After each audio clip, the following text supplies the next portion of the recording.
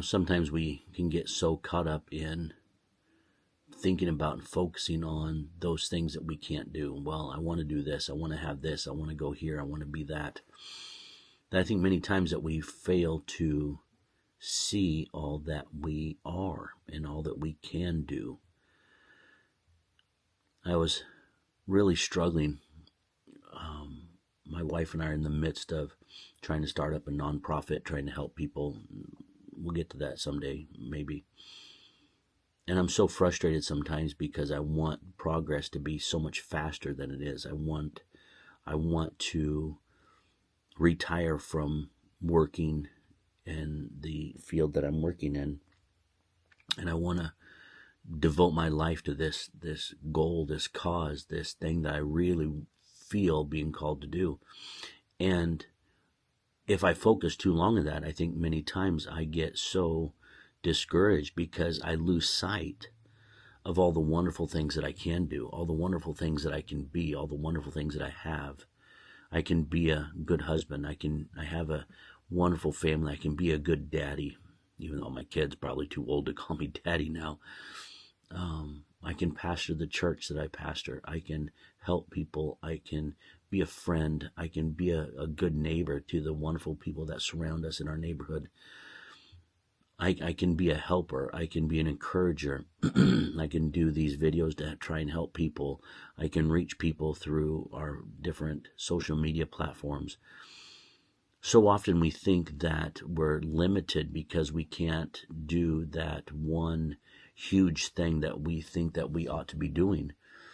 But when we do that, we lose sight. We lose sight of the possible wonderful things that we can do, the possible wonderful things that we have the ability and the time and the gifts to do. If we were to just stop long enough and just think about and enjoy and give our whole heart to those things that we really know we can do. My wife and I, we were texting today. She got some blood work done, and she was texting me the results, and we were talking about them back and forth as we were at work today. And she said, we really need to probably start taking our health a little more seriously. And I said, well, sometimes I really do. I work hard. I watch what I eat. I cut calories. I exercise. But there's other times I just get captivated by chocolate and ice cream and my wife's wonderful cooking, and I forget that I'm supposed to behave myself. We can look at our health and we can say, if I could just be, the 20 or 30 pounds lighter, and I could be more proficient in the things that I do, and I felt better. And we look at those hard goals and those things far out, we can get discouraged. And we can miss the things that we can do. I don't have to eat that chocolate day. I'm probably not, but we don't have to.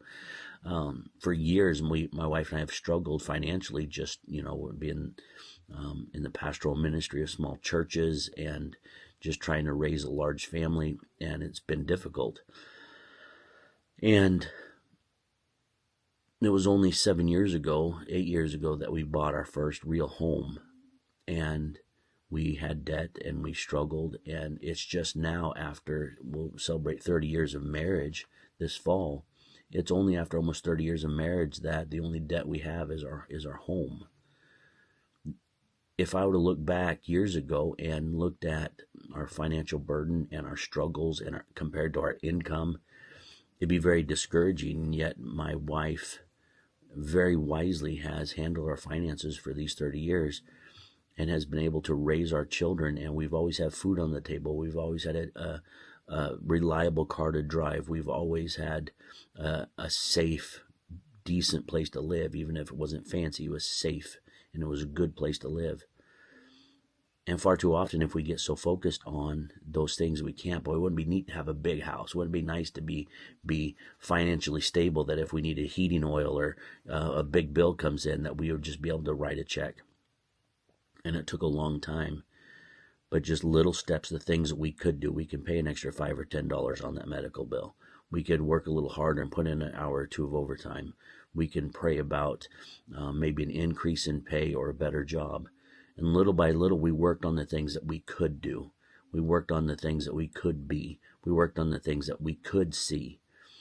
And with a lot of prayer and a lot of work and a lot of patience, we've been able to get to the point where we're actually a lot better off, where we're contributing well to a retirement account. We have a really nice home to live in. Not really nice, it's small, it's modest, but it's our home.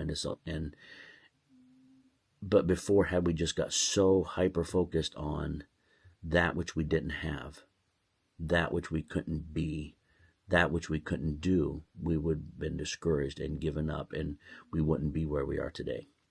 So whether it's your health, whether it's your emotional stability, whether it's going through the grieving process, whether you've fallen down and been hurt or betrayed or struggled, don't be so focused on those things that you can't have or do or be, and try to focus on those things that you can be, things you can do.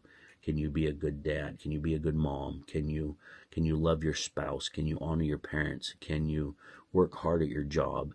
Can you pay your bills? Can you try? And I think that would make a big difference in our life if we just took time to focus on those things that we can do. We focused on things that we can be. We can focus on the places that we can go and have and do, and it'll make a big difference in your life, I promise. Hope that's helped to you. Talk to you soon.